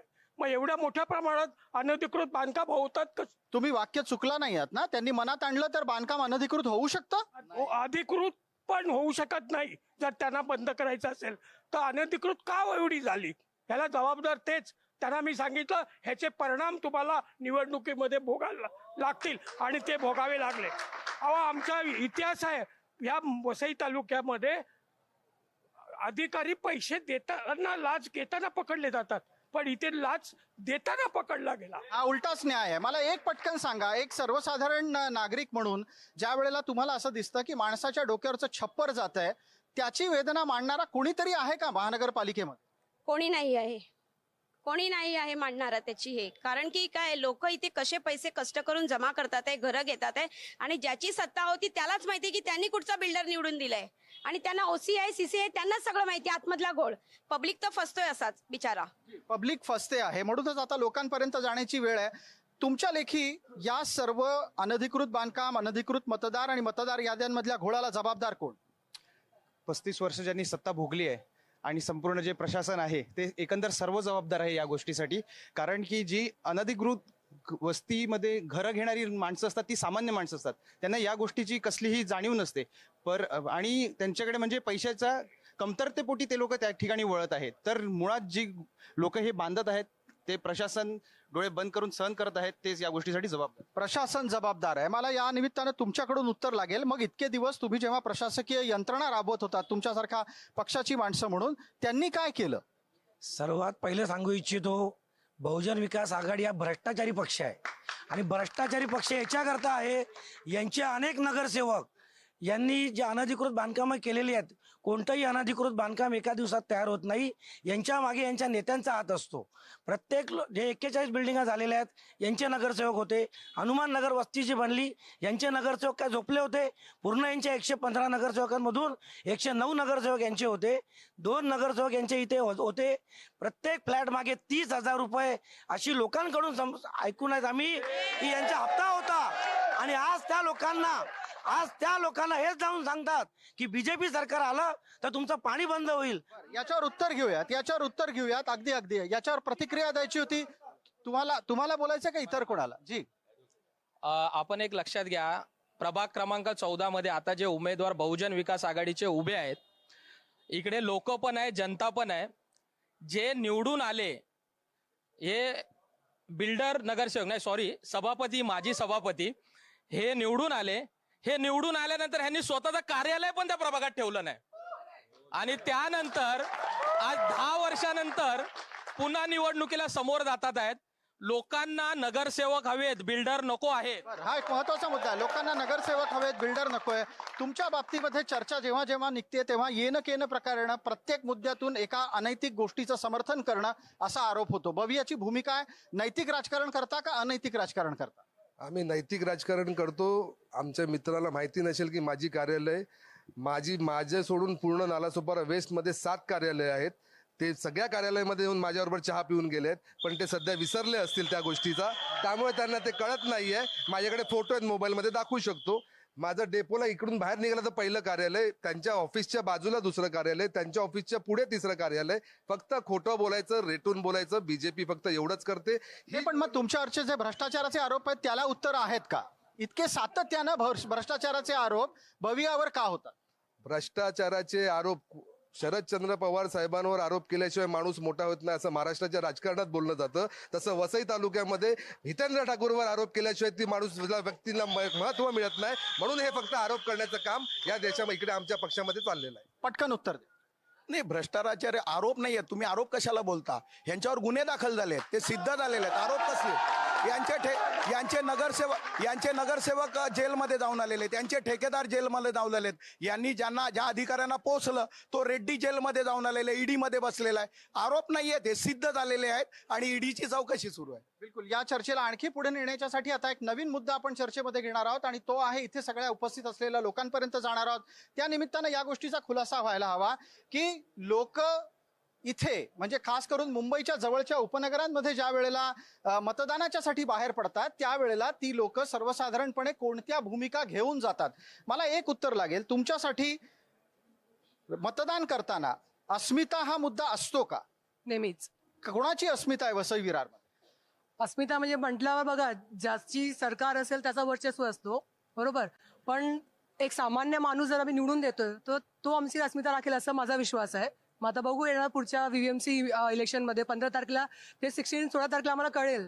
याच्यावर आणखी थोडी विस्तारपूर्वक चर्चा मला वाटतं करायला लागेल आणि तुमच्यापर्यंत या निमित्तानं पोहोचतो. थोडंसं पुढे या आणि मला या प्रश्नाचं उत्तर द्या की ज्या वेळेला अस्मितेचा मुद्दा येतो तेव्हा मराठी माणूस आणि अमराठी माणूस हा वाद या उपनगरांमध्ये दिसतो. बऱ्याचदा असं दिसतं जो हिंदी बोलतो त्याला मारहाण होते, जो मराठी बोलत नाही त्याला मारहाण होते.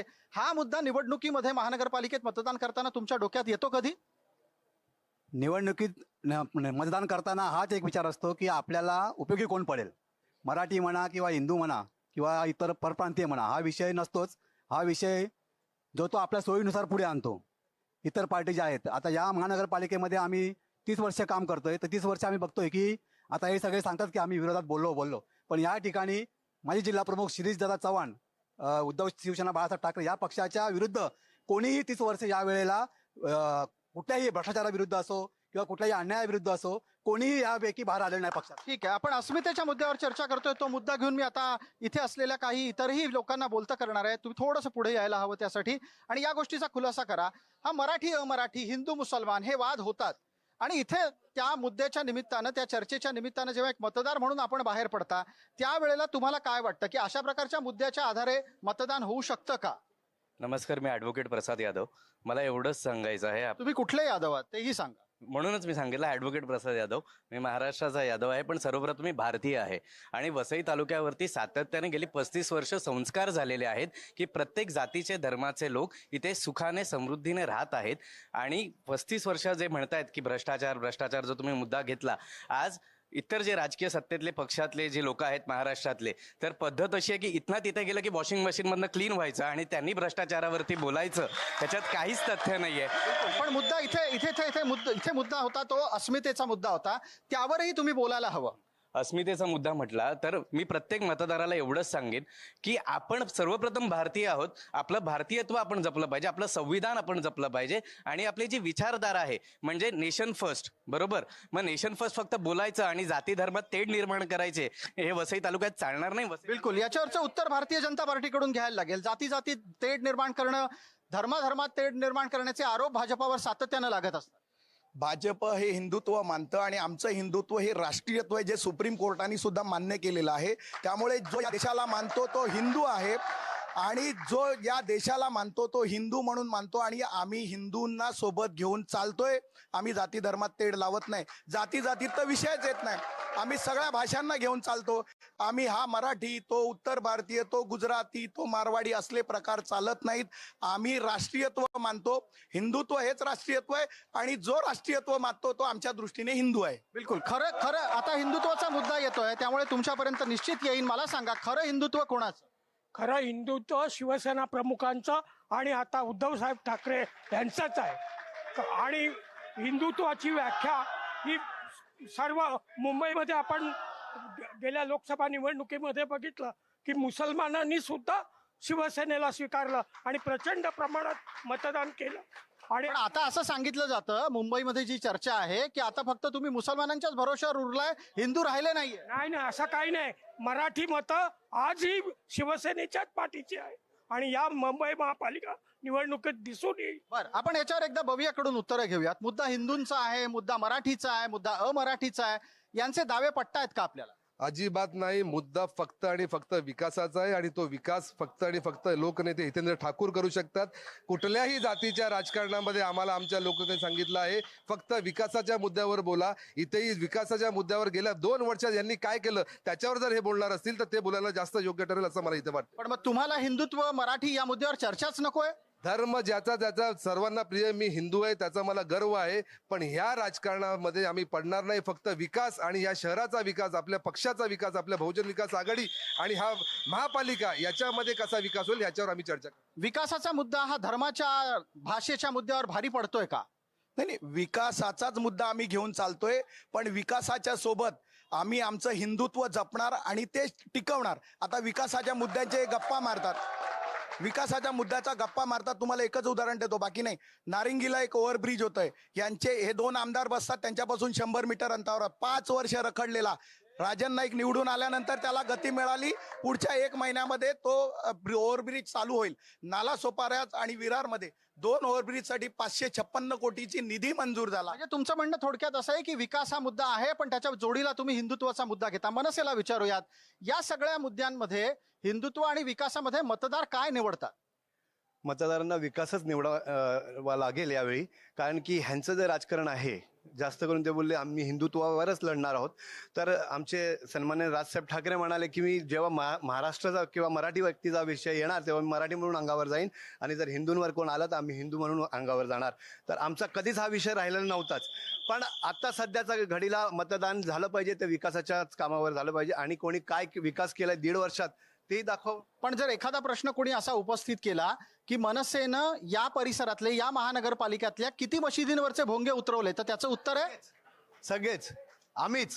जेव्हा आझाद मैदानावर आम्ही जे रॅली काढलेली मुसलमानांच्या विरोधात, जे मुसलमानांनी जे आपल्या पोलीसकर्मी महिला ज्या आहेत त्यांच्यावर हात टाकलेला त्यांच्या विरोधात फक्त आणि फक्त मनसे यांनीच मोर्चा काढलेला. यांनी केव्हा हिंदुत्वाच्या नावाने कधी मोर्चे काढले, कधी भोंगाचा विषय काढला ते बोलावं. सन्माननीय राजसाहेब एकटेच असे नेते आहेत महाराष्ट्राचे त्यांनी त्यांच्या विरोधात बोलले.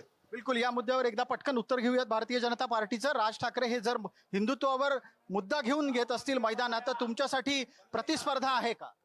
नाही, मुळात कसं आहे की आम्हाला लोकांनी हिंदुत्वाच्या मुद्द्यावरती सत्ता दिली आहे आणि सत्तेत असताना आम्ही भोंगे उतरवण्यासारखं सगळी कामं जी आहेत ती लोकांनी त्यासाठीच आम्हाला निवडून दिलं. ती करतो. त्याच्यासाठी कशाला मोर्चा काढायचा? सरकार आमचं ऍक्शन घेत आहे तर त्याच्यात मोर्चा काढण्याची काही गरज नाही. थोडक्यात काय तर सत्ता असताना आपल्याला आंदोलनाची गरज नाही हा दावा आहे. पण इथे बसलेल्या लोकांपर्यंत आपण पटपट पोहोचणार आहोत. छोटे छोटे प्रश्न आहेत, पटकन उत्तर द्यायचं. हिंदुत्व की विकास?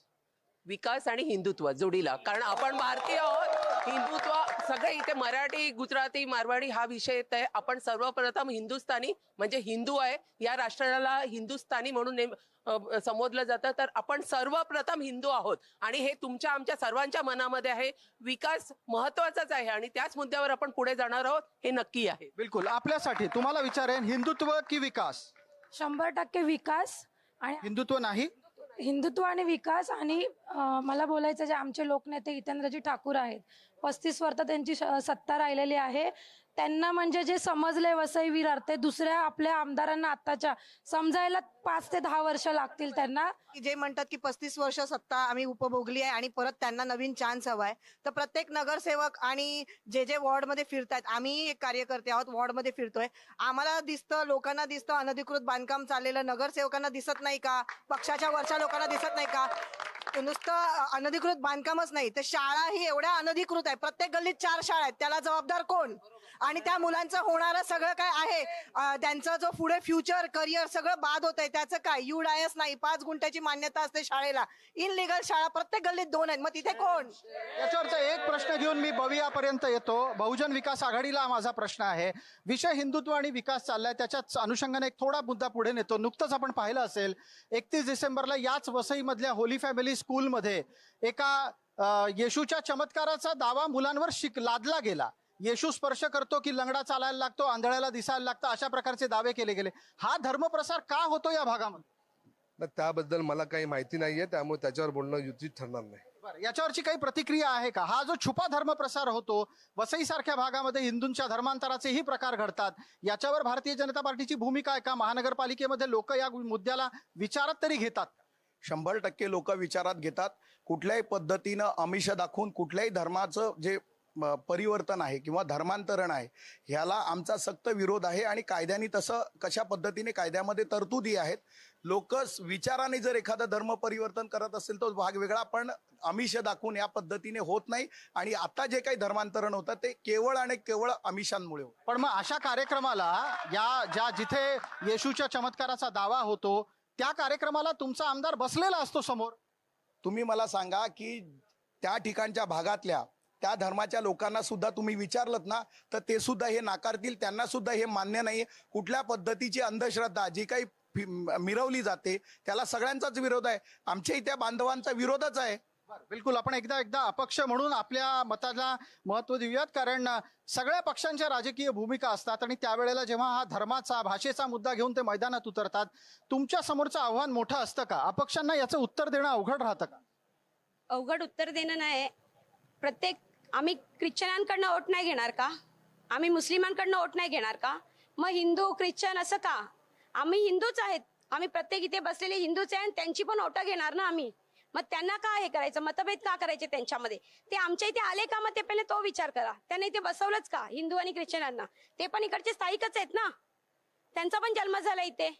त्यांचा जन्म का झाला पहिले हा बघा आणि त्याच्यानंतर तुम्ही डिसाईड करा. बिलकुल. या चर्चेला पुढे नेत असताना आता मी इथे उपस्थित असलेल्या इतरही लोकांपर्यंत पोहोचतो आणि त्या निमित्तानं मला एका वेगळ्या मुद्द्याला आता स्पर्श करायचा आहे. आपण पटापट चर्चेला पुढे घेऊन जातो आहोत, तुमच्यापर्यंत येतो आणि माझं असं म्हणणं आहे की इतरांनीही बोलायला हवं. तिथपर्यंत येतो मी आता. लोकांनी हात वर करायचा आहे ज्यांना बोलायचं आहे. मला पटकन एका गोष्टीचं उत्तर द्या. तुमच्या लेखी मतदान करताना मुद्दा कोणता आहे? प्रत्येक नागरिकाचा विकास आम्हाला हवा आहे. ॲज अ मतदार मी फक्त हेच विचार करणार की आमच्या प्रत्येक वॉर्डातल्या जेवढे नागरिक आहेत, जेवढे मतदार आहेत, त्या सर्व लोकांचा, सर्व धर्म समभाव, आम्हाला त्यांचाच विकास हवा आहे. बिलकुल. विकास हा एक मतदान करतानाचा महत्वाचा मुद्दा आहे. आपण चर्चेसाठी पुढे जातोय आणि माझ्या सोबत असलेल्या इतरही काही लोकांपर्यंत प्रतिक्रियेसाठी जातोय. आता प्रश्न असा आहे की तुम्ही मतदान करताना काय पाहणार? तुम्हाला काय हवं आहे वसई विरार महानगरपालिकेत बदलून? सर, पहले तो मैं हिंदी में बात करूंगा अगर आपको अच्छा लगे. मुझे तो अच्छा ही लगेगा. विषय ऐसा है, आपने पहले भ्रष्टाचार या इलीगल, अभी पुराने मुद्दे पे मत जाइए, बस जो मुद्दा अभी चल रहा है उस पे बात करें. उसका निकाल क्या निकला? महाराष्ट्र में केंद्र में सत्ता भाजपा की है, ठीक है. मुंबई का विकास हो रहा है, न्यू मुंबई का विकास हो रहा है. वहां के सारे डंपिंग ग्राउंड बना के इधर फेंक दिए जा रही पब्लिक. हमारे बहुजन विकास ने सबको संरक्षण दिया, घर दिया, रहने की सुविधा दी. आज आप आरोप लगा रहे हो कि बांधकाम उनकी वजह से हुआ. करने वाले सब छोटे छोटे बिल्डर्स थे. इस चीज का आपने निकाला नहीं सर. और आज भी बहुजन विकास जो है सबको लेके चलने वाली पक्ष है. अगर आप हिंदुत्व की बात करते हो तो मैं एक ही रिक्वेस्ट करूंगा, भाजपा हिंदुत्व पक्ष है और मैं भाजपा में प्रवेश लूंगा. मुसलमान मत पे प्रवेश ये लगा दो, मुसलमान वोट ही नहीं दे सकता देश में. कर सकते हो क्या आप? कर सकते हो क्या आप? बिलकुल. पुढचा मुद्दा मला तुमच्याकडून एक उत्तर लागेल. इथे आपण या ठिकाणी जेव्हा मतदानाला जातो, तुम्हाला वसई विरार महानगरपालिकेमध्ये कोणत्या प्रकारचा बदल हवा आहे? सर, गेले 5 वर्ष, मूळ प्रश्नावर येतो सर मी. गेली 6 वर्ष प्रशासकीय राजवट इथे सुरू आहे. महानगरपालिकेत कोणताही नगरसेवक नाही. पण गेल्या 6 वर्षात इथे बघा, आज प्रामाणिकपणे सगळ्या लोकांना, मी असं नाही म्हणत सर्व पक्षीयांना, आज ह्या 2 महिन्यात प्रचंड मच्छरांचा त्रास आहे. हे मच्छर या गेल्या वर्षी ह्या ज्यावर आमदारकीच्या निवडणुकीला जे आता आमदार निवडून आले त्यांच्या कार्यकर्त्यांनी प्रचंड गदारोळ केला होता की ते मच्छर झाले. पण आज त्यांचं सरकार आहे. गेल्या 6 वर्ष राष्ट्रपती प्रशासकीय राजवट जी सुरू आहे, जी प्रशासकीय राजवट आहे आज राज्य सरकारच चालवत आहे. पण त्याच्यावर कुठल्याही याने आजपर्यंत उत्तर काढलेलं नाही. कारण जेव्हाही धुरवाले येतात, जे फवारणी करतात, म्हणजे जे नागरिकांचे जे प्रश्न आहेत तसेच राहिलेले आहेत. आपण याच्यावर पटकन 2 जणांची प्रतिक्रिया घेणार आहोत. मी बोलतो आपल्याशी. मला एकदा बबियाकडून आधी उत्तर घेऊ द्यात. स्थानिक प्रशासन आरोग्याकडे दुर्लक्ष करतं, हा एक मुद्दा आला आणि त्याचबरोबर लोकांच्या विकासाचा मुद्दा कायम आहे, अद्यापही चर्चेत कायम आहे. तुमच्याकडे स्थानिक लोकांच्या आरोग्याकडचं दुर्लक्ष, याच्यावरची उत्तर आहेत? 100% आहेत. पहिले मी त्या मॅडमनी शाळेचा विषय मांडला. आमच्या 1 वर्षात श्रीप्रस्थामध्ये 4 माळ्याची शाळा आपली एका बिल्डरनी त्याचा अतिरिक्त FSI घेऊन बांधून महापालिकेला हस्तांतरित केली. गेल्या 1 वर्षापासून आम्ही मागणी लागलो की इकडे शाळा सुरू करा. आपल्या महानगरपालिकेने तिकडे प्रांताचं ऑफिस काढून ती शाळा न चालू होता लोकांना आपल्या इकडच्या मुलांना शिक्षणापासून वंचित ठेवून तिकडे प्रांत ऑफिस त्या 4 माळ्याच्या शाळेमध्ये खालती प्रांत ऑफिसला जागा दिली आणि शाळा सुरू नाही केली. दुसरा मुद्दा आपण म्हटलं की आरोग्याचा. भारतामध्ये वसई विरार शहर महानगरपालिका ही दुसरी महानगरपालिका आहे जी काही आरोग्य सेवा देते ती 100% फ्री देते.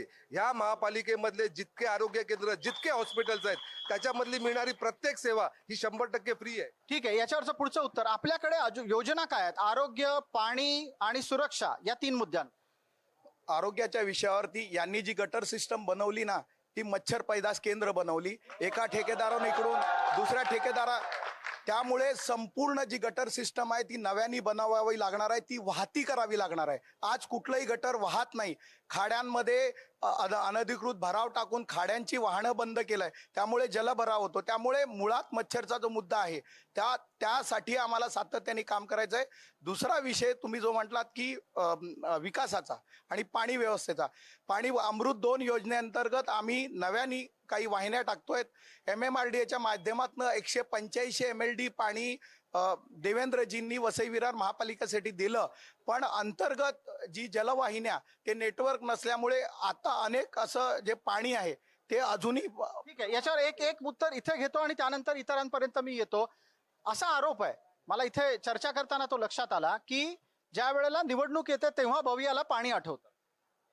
अगदी चुकीचा आरोप आहे. महाराष्ट्रातली वसई विरार शहर महानगरपालिका ही दुसरी किंवा तिसरी महानगरपालिका आहे जिचं स्वतःचं मालकीचं डॅम आहे आणि येणाऱ्या काळामध्ये 900 MLD पाण्याची योजना आपल्या लोकनेते हितेंद्र ठाकूर यांनी करून ठेवलेली आहे. अजितदादा जलसंपदा मंत्री असताना 251 कोटीचा एक हाती चेक आपल्याकडनं त्यांना देऊन आपले जे दहेडचे धरण आहे ते महापालिकेच्या नावावर करून घेतले. प्रश्न विचारू इच्छित ते असं म्हणतात कदाचित की तो धरण आहे कुठे? मुळात 251 कोटी रुपये जे पडलेले आहेत ना त्याचं धरण यांनी दाखवावं. एक वीट दाखवावी धरणाची. अहो धरण झालंच नाही. किती खोटं बोलावं. सगळे जे प्रकल्प आहेत ते एक तर राज्य सरकारचे आहेत आणि दुसरं MMRDAचा प्रकल्प आहे. वसई विरार महापालिकेचा 250 कोटी रुपये 7 वर्ष झाले अडकून पडलेले. ठीक आहे, याच्यावरचं उत्तर आता मुद्द्याला पुढे नेणं अपेक्षित आहे. आरोग्य, पाणी, शाळा या मुद्द्यांच्या आधारे मनसेचा अजेंडा काय? मनसेनीच जो पाण्यासाठी जो मोर्चा काढलेला तिथे स्वतः वहिनी साहेब आलेला आहे. त्यांच्या आल्यानंतरच आज लोकांना पाणी भेटतंय इतकी मी शाश्वती देऊ शकतो.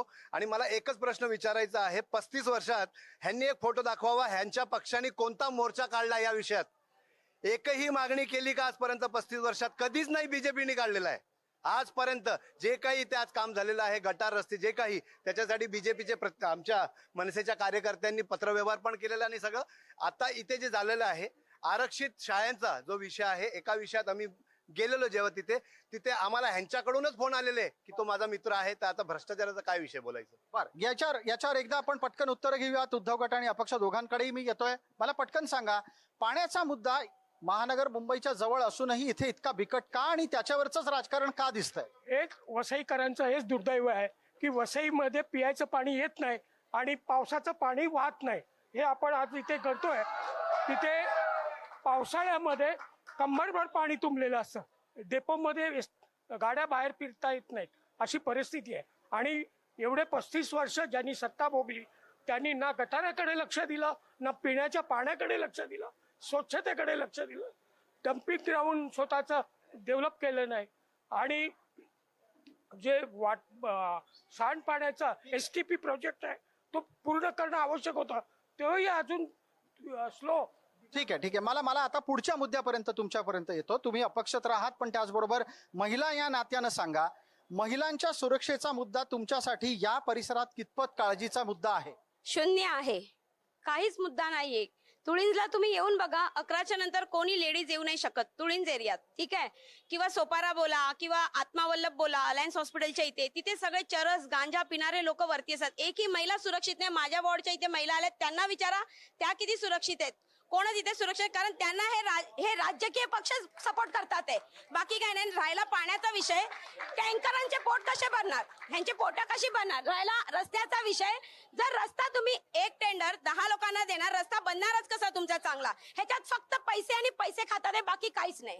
हा मुद्दा महिलांच्या सुरक्षेचा आहे, म्हणून आता या इथे उपस्थित असलेल्या काही महिलांपर्यंत जायचं. थोडं या बाजूला या आणि मला सांगा, तुमच्यासाठी ज्या वेळेला तुम्ही कामावरून घरी परतता किंवा घरातून बाहेर काही कामासाठी येता, त्यावेळेला वातावरण सुरक्षित आहे का? नाही आहे, बिलकुल नाही आहे. आजकाल आमच्या पोरांना पण 5-6 वर्षाच्या मुलांना पण बाहेर जाण्याची भीती आहे. हा, म्हणून तर आम्ही कोण बीजेपी असो, शिवसेना असो, शिटी असो, मनसे असो, सगळ्यांचे कार्यालय आहे, पण आमच्या एरियातला चरस गांजा कधीच बंद झालेला नाही. त्यामुळे आम्ही आमचा स्थानिक उमेदवार उभा केलाय. बिलकुल. मला एकदा सांगा, थोडं पुढे यायला लागेल आणि मला उत्तर द्या, हा चरस गांजा वसई विरारमध्ये येतोय कुठून? येतो आता ते आम्हाला कसं माहिती, आम्ही तर इथे स्थानिक आहोत, पण आम्हाला ते काय माहिती नाही. आम्ही एवढी वर्ष नगरसेवकांना आम्ही निवडून दिलेलं आहे, पण त्यांनी कोणतीच आमची कामं केलेली नाही आहेत. त्यामुळे आम्ही आमच्या स्थानिक नगरसेवक, आमच्या इकडचीच मुलगी हवी आहे जिचा जन्म झाला इकडे, कारण की जे आमचे प्रॉब्लेम्स आम्ही त्यांच्या इथे कसं जाणार, कारण की याच्यावर मग एकदा मी तुमच्यापर्यंत येतो, कारण हा एक अत्यंत महत्वाचा मुद्दा आपण महानगरपालिकेच्या निमित्तानं काढलात की इथे असलेल्या अंमली पदार्थांचा व्यवसाय, याला कोणाचं संरक्षण? याला संरक्षण म्हणजे या पक्षांचाच आहे, जे आता 35 वर्ष सत्ता करत आहे आणि त्या व्यतिरिक्त आता हे 2 वर्षाची ज्यांची सत्ता आहे त्यांचाच आहे. आणि पोलीस तर याच्यामध्ये पूर्ण म्हणजे पोलीसच स्वतः याच्यात पैसे घेतात आहे. आणि तुम्ही जर येऊन तुळींजला बघितलं तर तुम्हाला जिथपर्यंत लक्षात आहे, जय महाराष्ट्र न्यूजला ह्याच्या आधी पण आम्ही खूप वेळ रिक्वेस्ट करून आमची न्यूज टाकली आहे. बिलकुल, आम्ही ती दाखवली आहे, त्याच्याचमुळे या निमित्तानं पाठपुरावा करतोय. मला सांगा पटकन, मुंबई जवळच्या या एका महानगरपालिकेमध्ये अंमली पदार्थाचा मुद्दा सुद्धा लोकांसाठी महत्वाचा असावा, तरुणांना नशा करायला भाग पाडलं जात आहे. कोण आहे हे रॅकेट चालवतं? कोण इथे रॅकेट चालवतं ते तुम्ही प्रश्न विचारू शकता पोलीस स्टेशनच्या PI ला, पहिली गोष्ट. आणि मला हे पण विचारायचं, 1.5 वर्षात बीट ऑफिसचं ओपनिंग कुठे केलं यांनी? जर सुरक्षेचा विषय होता तर बीट ऑफिस उघडायला पाहिजे होते. प्रत्येक वार्डात एक बीट ऑफिस पाहिजे, आणि जिथे जिथे हे सगळं होतंय ते सगळ्यांनाच माहीत आहे. बिलकुल. उत्तरासाठी भारतीय जनता पार्टीकडे जाण्याची गरज आहे. गृहमंत्री आपले, मुख्यमंत्री आपले, वसई विरार मधल्या महानगरपालिकेतले मतदार 2 गोष्टींच्या बाबतीत काळजी दाखवताना दिसतात. एक, अंमली पदार्थांचा व्यापार, आणि दुसरं, महिलांची सुरक्षा. महिलांच्या सुरक्षेच्या बाबतीत आम्ही आमच्या वचननामामध्ये, वॉर्डाच्या वचननाम्यामध्ये सुद्धा हे सगळे विषय घेतलेले आहेत. संपूर्ण जो परिसर आहे तो CCTV निगराणीच्या अंतर्गत आम्ही आणण्याचा आमचा संकल्प आहे.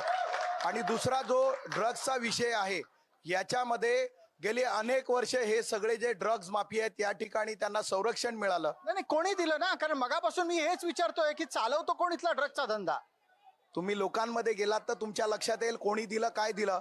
पण मागच्या वर्षभरापासून या सगळ्या ठिकाणी आम्ही कारवाई सुरू केलेली. मी तुम्हाला सांगतो, ज्या यशवंत गौरव भागामध्ये या सगळ्या विषयामध्ये सगळ्यात जास्त प्रभाव होता, त्या यशवंत गौरव मधलं सगळं ड्रग्सचा विषय आहे तो आम्ही संपवून टाकलेला आहे. हळूहळू आपण असा दावा करताय. मी या निमित्तानं भवियापर्यंत येणार आहे, पण आधी एकदा लोकांमधून प्रतिक्रिया येत आहेत. मला त्यासाठी तिथपर्यंत जायला हवं. मला पुढे या थोडं पुढे या. 1 मिनिट. त्यांच्याशी बोलण्याऐवजी माझ्याशी बोला. मला सांगा, तुमच्या लेखी, मला 1 मिनिट या बाजूला या ना, मी घेतो, मी ऐकतोय, माझं तुम्हालाच ऐकायचं आहे. मला एक सांगा, या निमित्तानं इथे ड्रग्सचा धंदा चालवतो कोण? थोडं असं येऊन उत्तर द्या पटकन. ड्रग्सचे माफियाचे धंदे करतात ना, आजच्या तारखेला कोणाबरोबर आहेत? कोणाबरोबर आहेत तुम्ही सांगा. त्यांनी स्वतःनी उत्तर द्यावे ना, ईस्टला जाऊन विचारावं. जे तुम्ही सांगा. अरे वेस्टला पण विचारावं ना कोणाबरोबर आहेत, बोलावं ना त्यांनी. सध्या कोण पैसा वाटतंय बोलावं त्यांनी. तुमचा आक्षेप आणि तुमचा आरोप कोणाच्या दिशेने आहे? आता ह्या लोकांकडे दुसरे मुद्दे नाहीत, विकासाच्या मुद्द्यावरती बोलायला सांगा. जे 35 विकासाच्या बरोबर अंमली पदार्थात जी तरुण पिढी अडकते तो गंभीर विषय. कुठली पिढी तरुण पिढी अडकते? कोण दारू वाटतंय, कोण कुठे बसतंय, कोणाच्या ऑफिस मधून दारू वाटल्या जात आहेत, जरा व्यवस्थितरित्या माहिती द्यायला सांगा. याच्यावर मग आधी उत्तराच्यासाठी आपण पटकन भवियापर्यंत जाऊयात. मला या निमित्तानं भवियाचं उत्तर लागेल. या महानगरपालिकेच्या क्षेत्रामध्ये हा एक अत्यंत लक्षवेधी मुद्दा आलेला आहे. अंमली पदार्थांचा व्यापार, दारू वाटप, थोडक्यात काय तर तरुणाईला बिघडवणं. मी तुम्हाला उत्तर देऊ शकतो की आमचे मित्र मनोज पाटलांनी सांगितलं की कोणाचा तरी वरद असतंय, म्हणजे राज्य सरकार आणि पोलीस यंत्रणा ही कुठेतरी निकामी झालेली आहे. त्यांचा कुठेही विश्वास राहिलेला नाहीये. पोलीस यंत्रणेवर आमच्या जनतेचा विश्वास राहिला नाहीये. खूप लवकर ह्या कारवाया झाल्या पाहिजेत. आता मी तुम्हाला सांगू इच्छितो की आता ही जी निवडणूक लागलेली आहे, 3 राज्याचे मुख्यमंत्री हे इकडे आता प्रचार सभा घ्यायला येणार आहेत. नाही, त्यावर बोलू. आत्ताचा विषय अतिशय गंभीर आहे, तो आहे अंमली पदार्थाचा निमित्तानं. आणि तुम्ही थोड्या वेळापूर्वी बोलताना भारतीय जनता पार्टीनं म्हटलं की ज्यांनी 35 वर्ष सत्ता गाजवली त्यांचं कुठे ना कुठेतरी छुपं पाठबळ आहे. त्यांनी नाव नाही घेतलं, पण स्वाभाविक अंगुली निर्देश तुमच्याकडे. याचा अर्थ यांना काय म्हणायचं की आपल्या राज्याचे जे पोलीस कर्मचारी आणि पोलीस दल यांच्यावर त्यांचा कंट्रोल नाहीये. याचा अर्थच तो होतो की पोलीस दल कुठेतरी निष्क्रिय आहे. मग ती राज्य सरकार कोणाचं आहे? बिलकुल. याच्यावर एक प्रतिक्रिया आपली द्या पटकन, माझ्याकडे खूप कमी वेळ उरलाय. इथला अंमली पदार्थाचा धंदा चालवणारा किंग कोण आहे? या परिसरामध्ये ज्यांनी 35 वर्ष राज्य केलं त्यांना याची कल्पना आहे. पोलीस प्रशासन त्यांच्या हातात मध्ये होतं. या परिसरामध्ये त्यांचे नगरसेवक 109 होते आणि त्याच परिसरामध्ये अंमली पदार्थ वाटलं जातंय, फोफावलंय. तर त्याची जबाबदारी कोणाची या जनतेला विचार, नगरसेवकाला, प्रत्येकाला माहित आहे. बिलकुल बिलकुल. आपल्याला वेळेची मर्यादा आहे. या निमित्तानं आपण वसई विरारमध्ये जेव्हा चर्चेसाठी पोहोचलो तेव्हा स्वाभाविकरित्या इथले गटर, वॉटर मीटर हे मुद्दे तर आलेच, पण त्याच्याही पलीकडे जाऊन इथे लोकांनी अंमली पदार्थाचा मुद्दा गांभीर्यानं मांडलाय, आरोग्याचा मुद्दा गांभीर्यानं मांडलाय, पावसाळ्यामध्ये पाण्याचा निचरा न होण्याचा मुद्दाही गांभीर्यानं मांडलाय. ही सगळी चर्चा आम्ही आपल्यापर्यंत याचसाठी आणली कारण महानगरपालिकेमध्ये लोक जेव्हा मतदानासाठी उतरतात तेव्हा त्यांच्या लेखी कोणते मुद्दे महत्वाचे असतात, कोणते मुद्दे चर्चेला येतात, कोणते मुद्दे त्यांच्या डोक्यात असतात आणि बटन दाबताना ते काय विचार करतात हे आपल्यापर्यंत आणायचं होतं. तुर्तास या चर्चेमध्ये इतकंच. आपण पाहत रहा फक्त जय महाराष्ट्र.